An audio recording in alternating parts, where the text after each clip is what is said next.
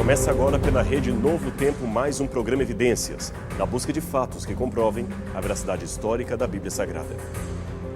No último programa Evidências, você pôde acompanhar conosco as primeiras escavações e a redescoberta da Mesopotâmia, o berço da civilização humana. No nosso programa hoje, vamos continuar a conhecer estas descobertas e também compreender as importantes revelações que elas trouxeram a respeito da origem da civilização humana e a veracidade histórica da Bíblia Sagrada. Como você viu, 4 nomes destacam nas primeiras escavações da Mesopotâmia: Claudius James Rich, Paul Emile Botta, Austen Henry Layard e Henry Rawlinson. Este, embora não tenha feito parte das escavações, ajudou na decifração de textos cuneiformes que os escavadores encontraram na região. As escavações por toda a parte não paravam.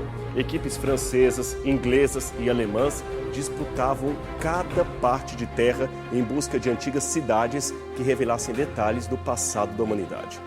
Aqui no mapa você vê a demarcação de uma localidade chamada Eridu. E aqui temos uma foto aérea desta mesma localidade. Como você pode ver, trata-se aparentemente de um simples monturo de areia e nada mais. Mas ali, debaixo de toda aquela areia do deserto, estaria na verdade um dos maiores centros urbanos da antiga Mesopotâmia.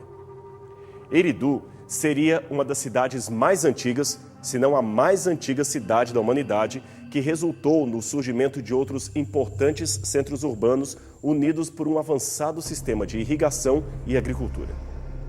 Em termos atuais, este sítio arqueológico de Eridu é um montículo de ruínas situado numa região atualmente chamada de Tal Abu Shaherim, que dista cerca de 22 quilômetros de Naziria e 24 quilômetros da ruína de Ur, a cidade onde viveu o patriarca Abraão. A rigor, existem ali não apenas mas 7 montículos que no passado faziam parte da mesma cidade. Eridu começou a ser explorada em 1854 pelo arqueólogo J.E. Thompson. Ele estava sob o patrocínio do Museu Britânico, que também financiou outras 3 etapas de escavação em 1855, 1918 e 1919. Ocorre, porém, que naquela época a arqueologia, principalmente a arqueologia europeia, era fortemente munida de um espírito colecionista. De modo geral, aquele que escavava fazia mais o papel de colecionador ou museólogo do que de um arqueólogo. É que o objetivo naquela época era lotar coleções particulares ou de museus das grandes cidades. Estes eram enriquecidos com peças antigas, muitas vezes extraídas de maneira irregular, pelos padrões modernos de escavação. Agora veja o que aconteceu. Enquanto outros sítios iraquianos ofereciam enormes relevos com inscrições cuneiformes, figuras entalhadas à mão ou enormes estátuas de valor inestimável, a única coisa que Thompson e outros exploradores puderam achar em Eridu foi apenas uma pequena elevação de adobe substancialmente erudita e compactada. Na época, não havia ainda as técnicas avançadas de localizar o local e seguir o traçado das paredes e muros como hoje se faz em arqueologia. Então o sítio se tornou desinteressante, perdeu o patrocínio e teve de ser abandonado. Até mesmo essa estátua de um leão majestosamente esculpido num granito negro que Thompson encontrou no local teve de ser deixada para trás por não terem dinheiro para um transporte adequado até Londres. Mas com o fim da Segunda Guerra Mundial, as coisas começaram a mudar no Iraque. O Império Otomano, depois de muitos conflitos com os mongóis, foi desmembrado e a decisão da Liga das Nações foi colocar um novo Iraque sob a tutela do Reino Unido. Isto, é claro, fez eclodir uma guerra pela independência do país. Então, finalmente, em 1945, aí já havia passado a Segunda Guerra Mundial, a era colonial da arqueologia teve o seu basta. E o novo Iraque, agora um país independente, tinha condições e regras claras quanto às antiguidades encontradas em seu território. Para isto, eles criaram a Diretoria Geral de Antiguidades Iraquianas, que funcionava junto ao governo para legislar sobre a arqueologia no local. Dentro dessa nova realidade, o abandonado sítio de Eridu voltou a ter importância para o recém-criado Estado do Iraque. é que eles queriam agora descobrir a sua linha genealógica conectada aos mais antigos fundadores da civilização humana. Assim, eles poderiam acentuar a sua importância no cenário mundial. Afinal de contas, eles mesmos, os iraquianos, vinham de um interminável processo de opressão otomana e também da opressão europeia. Mas agora, na condição de um país livre, eles queriam descobrir as suas raízes e a continuidade de sua cultura local. Foi também significativo que o governo oficialmente muçulmano desse patrocínio para escavarem um sítio pré-islâmico, e isto foi muito bom para o conjunto das pesquisas. Os trabalhos, então, em Eridu recomeçaram em 1946 e tiveram como diretor um arqueólogo iraquiano por nome Fuad Safar. Como ele não era muito experiente, contou com a técnica arqueológica do britânico Selton Lloyd, que atuava como conselheiro de campo. Em pouco tempo, o sítio revelou ser a representação de uma das mais recuadas épocas de habitação humana na região da Mesopotâmia. Aliás, ali não era apenas a origem da civilização mesopotâmica, mas da civilização humana de um modo geral, especialmente do Oriente Médio. Em pouco tempo, começaram a aparecer fragmentos de cerâmica, vasos, estátuas e uma boa quantidade de inscrições cuneiformes desde os primeiros estágios da formação da escrita. Foi exatamente ali, naquela vizinhança, que os sumerianos inventaram a escrita a partir de traços cuneiformes que hoje podem ser decifrados por especialistas em paleografia. A equipe arqueológica de Eridu começou os trabalhos de escavação pelo topo da colina, onde havia traços de um antigo edifício composto de maciças paredes e vários degraus de uma enorme escada. Aquele era realmente o resquício do que fora outrora um edifício monumental, mas que agora jazia escondido por debaixo de uma colina de areia. Aqui você pode ver uma parte da parede externa de tijolos sobressaindo-se sobre a terra. Nesta outra foto, vemos o topo com o fragmento da antiga escadaria. Aquele edifício revelou ser um zigurat. E o que é um zigurat? Pois bem, um zigurat é uma torre-templo muito alta, construída para adorar aos deuses e para outro fim especial que logo a seguir comentaremos. Você vê agora em sua tela outra foto tirada do canto sul do edifício e, finalmente, uma reconstrução artística de como ele seria em seu período de glória. Note por essa reconstrução que a cidade seria uma metrópole fluvial com um enorme porto e vários barcos. De fato, os arqueólogos acreditam que, embora hoje tudo seja um imenso deserto, naquela época era possível chegar de barco à entrada da cidade. Esse mapa mostra como no terceiro milênio o Golfo Pérsico, que hoje está distante da região, era fronteiriço às cidades. Eridu ficava próxima à antiga desembocadura do rio Eufrates, junto ao Golfo Pérsico, que então era alimentado por um canal que saía do rio até a entrada do porto principal.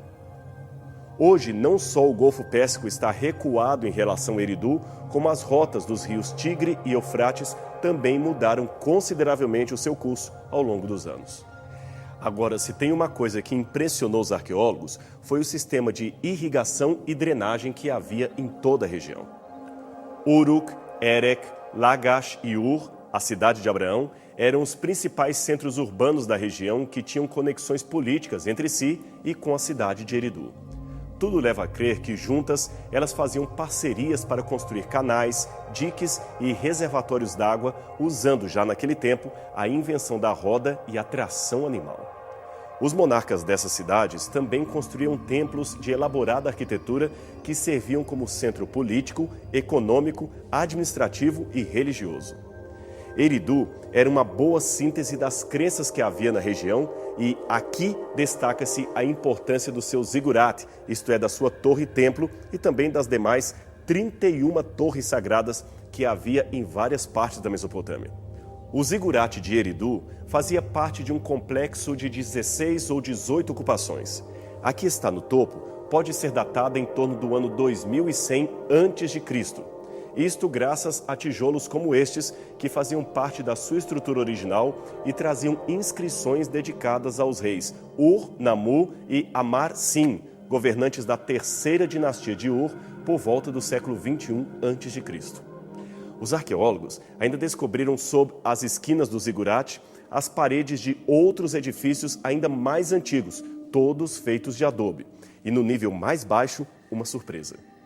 Ali, sob a duna de uma areia limpa, foi encontrado este altar, que era a mais antiga construção de todas.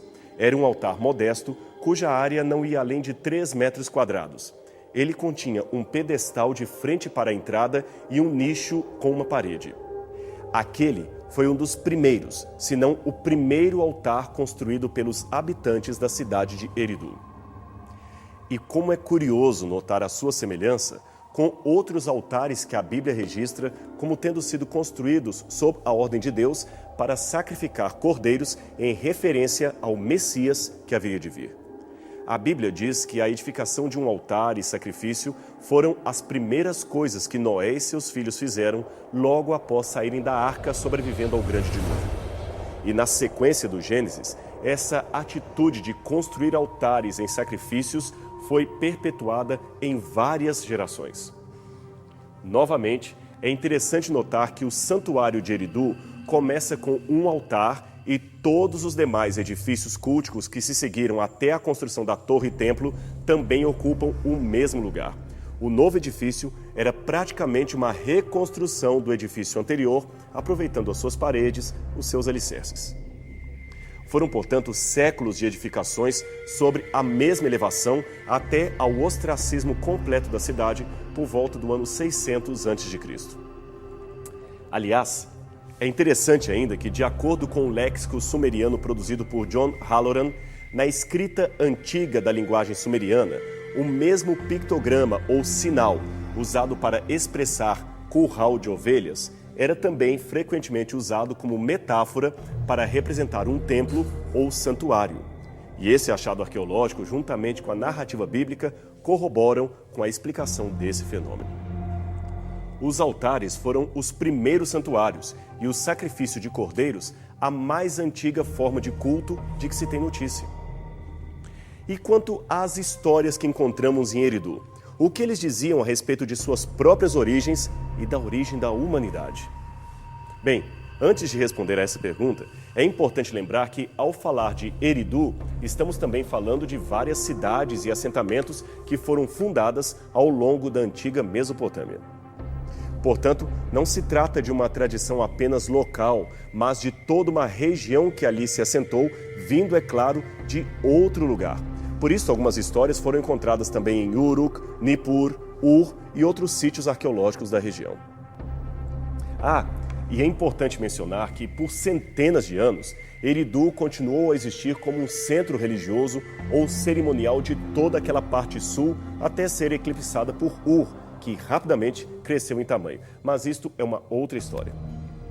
Agora, indo direto aos mitos mesopotâmicos, pelos textos encontrados em Eridu e outros sítios como Nippur, descobrimos que, de acordo com os antigos habitantes locais, 5 cidades foram fundadas antes do grande dilúvio que cobriu toda a terra. Veja, não é apenas a Bíblia que menciona um dilúvio universal. Os primeiros documentos produzidos pela humanidade também falam desta terrível inundação da qual sobreviveram apenas algumas pessoas para repovoar o planeta. E você se lembra das torres-templo ou zigurates que mencionamos anteriormente? Pois bem, a descrição encontrada em várias tabuletas sumerianas fala que, dentre os motivos para a construção dessas torres tão altas, além da adoração aos deuses, estava o claro desespero de escapar de um possível segundo dilúvio. E você não precisa ser um exímio conhecedor da Bíblia para reconhecer aqui um traço do episódio da Torre de Babel.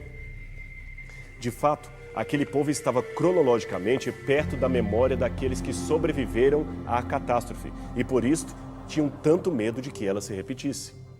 De acordo com este tablete sumeriano que aparece em seu vídeo, depois que as cidades e reis foram criadas, os deuses decidiram destruí-los por meio de um dilúvio. Aí, continua a história, um homem chamado Ziusudra, que pertencia à cidade sagrada de Eridu, foi instruído pelo deus Enki a construir um barco e assim sobreviver às águas abismais. Depois de salvo, ele ofereceu um sacrifício aos deuses Anu e Enlil. É curiosa a semelhança dessa história com a narrativa bíblica, não é mesmo? Das cidades fundadas antes do dilúvio, a primeira, segundo o mito sumeriano, seria justamente a cidade de Eridu. Agora, aqui é preciso apresentar duas possíveis interpretações para o mito. Muitos assiriologistas pensam que aquela Eridu em que os mesopotâmicos moravam seria, segundo a sua crença, a primeira cidade sagrada fundada pelos deuses. Mas é possível apresentar uma interpretação alternativa segundo a leitura sequencial dos mitos.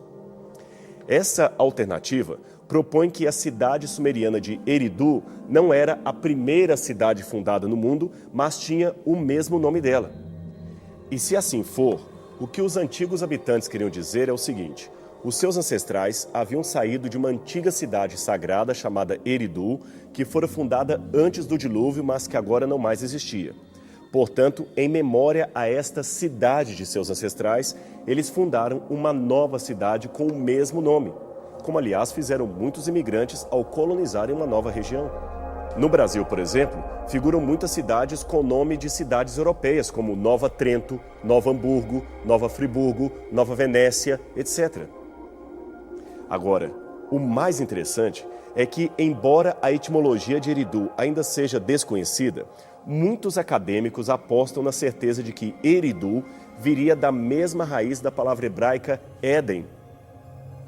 Aliás, dentre esse mesmo conjunto de vocábulos antigos encontrados nos tabletes cuneiformes, as palavras Edim e Edenu também aparecem para referir-se a um jardim original no qual os deuses estavam.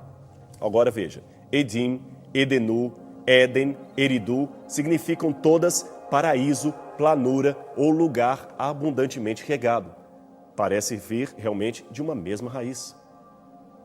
Isso também explicaria por que os dois rios que margeiam a região, coincidentemente, recebem nomes que aparecem também no Gênesis. Eles são chamados com o nome de 2 dos 4 rios que saíam do Éden, a saber, o Tigre e o Eufrates. Mas as semelhanças continuam. Os moradores de Eridu ainda mantinham esta lista de reis que, de acordo com eles, governaram o mundo antes do dilúvio. E estes tinham uma expectativa de vida simplesmente assombrosa, exatamente como diz a Bíblia, mas esta expectativa reduz dramaticamente na lista à medida que aparecem aqueles que vieram depois do dilúvio. Eles também se referem aos pré-diluvianos como sendo Anunnakis, isto é, gigantes que povoavam a terra, e dentre eles havia um dos primeiros reis mencionados que tinha o nome de Adapa ou Adamu. Este fora um importante monarca de Eridu da época pré-diluviana, e a essa altura, você já deve ter percebido a incrível semelhança fonética entre Adapa ou Adamu e o nome hebraico Adam, que nós traduzimos em português por Adão. A sua tradição também afirma que a humanidade fora criada por Enki a partir do pó da terra e que ele soprou no primeiro boneco de barro humano o seu fôlego de vida, de modo que este se tornou um ser vivo. Mas os homens, e principalmente Adapa, não foram criados imortais. Não, eles eram mortais em sua geração. E se você observar bem a sua Bíblia, vai perceber que Adão também não foi criado imortal, mas sim candidato à imortalidade mediante a obediência. E ele também foi criado do pó da terra e recebeu o fôlego de vida que o tornou alma vivente. De fato, as semelhanças entre esses mitos e o Gênesis são algo muito impressionante. Nessas imagens, você vê alguns tabletes cuneiformes seguidos de vários selos cilíndricos antigos e impressões de argila que contam e ilustram estas e outras histórias mesopotâmicas que mencionamos. Numa delas, Adapa comparece perante os deuses para ser julgado, pois ele havia cometido uma falta. Ele então é questionado por um dos deuses sobre o fato de ter se recusado a comer o alimento proibido que lhe daria o conhecimento pleno e a vida eterna, tal qual a serpente também propôs ao casal adâmico na versão do Gênesis. Os sumerianos também tinham entre os seus muitos deuses a adoração de um ser que ora era figurado na forma de uma serpente com patas e asas, noutra forma como um dragão. A esse dragão ou serpente eles davam o nome de Nin-Gish-Zida, que quer dizer a Senhora da Árvore Agradável. Ora, e que árvore agradável seria esta, senão a árvore do conhecimento do bem e do mal? Afinal de contas, se você ler Gênesis capítulo 3, verso 6, verá que ali a Bíblia descreve uma árvore proibida, mas como sendo ao mesmo tempo boa para se comer, agradável aos olhos e desejável para dar entendimento. Aqui nós temos uma taça volitiva encontrada em Lagash, perto da cidade de Ur. Ela traz 2 entalhes de Ningishzida, figurada no primeiro momento como uma serpente comum e também como uma serpente alada mais à frente. E tem mais. Preste atenção em mais este mito encontrado na região. Ele fala da história de Ninhursag, a deusa da montanha sagrada. A história diz que ela criou um jardim e o chamou de Edenu. Viu a semelhança com Éden? Depois ela colocou o jardim na região de Dilman, o Oriente. Agora, se você olhar a Bíblia, o Éden também foi, de acordo com o Gênesis, plantado na banda do Oriente. Então, continua o relato, Ninhursag incumbiu Enki, o seu amado, de cuidar do jardim e dos animais. Mas ele se tornou curioso e o seu assistente Adapa selecionou 7 plantas proibidas e ofereceu a ele. Enki ficou então doente e sentiu dores em sua costela. Curiosamente, costela é ti em sumeriano, que quer dizer tanto costela quanto vida. Outros deuses, então, convenceram Ninhursag a revelar a questão, e ela então criou Ninti. Nin significa senhora, e Ti, costela. Ninti, senhora da costela. Ela foi criada para curar Enki e dar-lhe a vida. De acordo com a Bíblia, Eva também foi criada da costela de Adão para curar-lhe da doença da solidão, se podemos dizer assim. Agora, num dicionário hebraico qualquer, você encontrará esta informação. A palavra Eva, em hebraico, significa vida. Antes do achado desses relatos que eu mencionei, os críticos da Bíblia diziam que aquelas histórias eram inventadas pelo autor sagrado. Agora, uma vez que a arqueologia trouxe à lume uma enxurrada de evidências escritas séculos antes da Bíblia para tornar claro que aquela história não era um mito explicado ou criado pelo autor da Bíblia, eles mudaram seu argumento. Hoje, eles dizem que a Bíblia plagiou tais relatos e os apresentou apenas numa roupagem judaica. Nesse caso, as escrituras seriam, segundo os críticos, apenas um reflexo cultural da antiga cultura mesopotâmica. Ora, é claro que existem incríveis semelhanças entre a Bíblia e estes textos mais antigos, como nós mostramos para vocês. Contudo, existem também diferenças marcantes entre esses relatos e a versão bíblica. Afinal de contas, embora todos possam estar ecoando uma tradição comum, o prisma de cada livro é essencialmente diferente um do outro. E isto, por si só, mostra que a Bíblia não pode ter se valido primariamente desses tabletes a fim de produzir a sua própria versão da história. Vejamos. Em primeiro lugar, é notório que o politeísmo é a coluna mestra do arrazoado desses autores mesopotâmicos, mas a Bíblia é clara em falar da devoção de um único Deus. Se o autor do Gênesis estivesse plagiando aqueles mitos da região, ele não começaria dizendo, no princípio criou Deus os céus e a terra, mas sim, no princípio, criaram as divindades, o céu e a terra, diferentes deuses. Ou, melhor dizendo, ele nem mencionaria a terra como objeto de criação de Deus, pois, segundo os sumerianos, esta terra já existia junto com o universo bem antes do nascimento dos deuses. Ademais, como acentua o especialista Kenneth Kitchen, orientalista e arqueólogo na Universidade de Liverpool, a suposição comum de que o relato bíblico é simplesmente uma versão simplificada de lendas babilônicas é um sofisma em suas bases metodológicas. No Antigo Oriente Próximo, a regra é que relatos e tradições podem surgir, por acréscimo ou embelezamento, na elaboração de lendas, mas não o contrário. No Antigo Oriente, as lendas não eram simplificadas para tornar pseudo-histórias como tem sugerido para o Gênesis. Ora, estas diferenças entre o Gênesis e as demais literaturas sumerianas são um simples, porém lógico argumento de que o texto bíblico não surgiu da derivação daqueles textos sumerianos pagãos que o antecederam. A sua semelhança pode ser explicada apenas como sendo oriunda de uma mesma tradição, isto, uma tradição adâmica que foi passada pelos seus descendentes e descendentes até chegar aos mitos sumerianos e posteriormente à Bíblia. Portanto, tanto a palavra de Deus quanto os mitos sumerianos apontam para uma origem comum e não para uma interdependência entre um e outro. Há tantas semelhanças e, ao mesmo tempo, tantas distinções que nós extrapolaríamos o tempo do nosso programa apresentando apenas os detalhes de cada uma delas para você. Mas, para bom entendedor, meia palavra basta.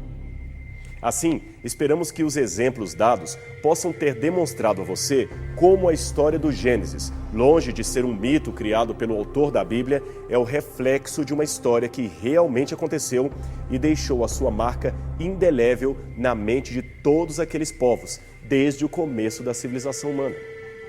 Mas talvez alguém possa perguntar: por que, dentre tantas versões da história da criação, de Adão e do dilúvio, elegemos apenas a Bíblia como a mais confiável, a mais fidedigna? Bem, poderíamos argumentar com muitos pontos acerca da inspiração da Sagrada Escritura, mas, por enquanto, basta um elemento para fazer você pensar. É o seguinte: pergunte por aí quantas vidas já foram transformadas pela leitura dos mitos sumerianos ou babilônicos. Quem teve uma verdadeira experiência de conversão ou abandono de velhos hábitos escutando a história de Adapa ou o heroísmo de Ziusudra? Se houver hipoteticamente alguém que tenha sua vida transformada pela leitura dos mitos sumerianos, se houver, esta será uma pessoa rara. Agora, por outro lado, procure descobrir quantos já tiveram a sua vida mudada para melhor pelo simples fato de lerem a Bíblia e aceitarem a mensagem de salvação que ela apresenta. O número será realmente incalculável. A Bíblia Sagrada, portanto, é um livro que transforma vidas. E vida realmente transformada pelo poder salvador de Deus é um argumento que nem maior dos céticos poderá refutar. Você não concorda comigo? Eu espero que a sua vida seja todos os dias também transformada pela leitura deste livro e pela mensagem que ele apresenta. E nós vamos ficando por aqui, mas semana que vem temos outro encontro aqui na TV Novo Tempo para mais um programa Evidências. Até lá!